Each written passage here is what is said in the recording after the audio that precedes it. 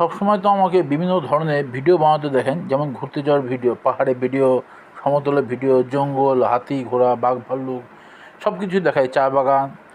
আজকে দেখাই আমার একটা নতুন কাহিনী। সেটা হচ্ছে আমার কাজের পাশাপাশি আমার জীবনের একটা সবথেকে বড় একটা হবি আছে, আর সেটা হচ্ছে অ্যাকুরিয়াম, রঙিন মাছ পোষা। আমি কিন্তু এগুলো পুষি, বিক্রি করি না।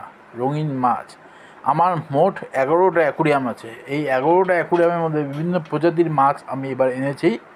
এগুলো সব কলকাতা থেকে এনেছি। কলকাতায় আমি গেছিলাম কাজে, তখন কলকাতা থেকে প্যাক করে ট্রেনের মাধ্যমে আমি নিয়ে এসেছি।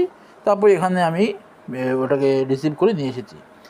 এনেছি নিয়ন টেট্রা, গোল্ডফিশ, কৈকা, ইম্পোর্টেড রেড কালারের অ্যাঞ্জেল মাছ ও সাথে একটি কাম্ফা ফ্লাওয়ার হর্ন।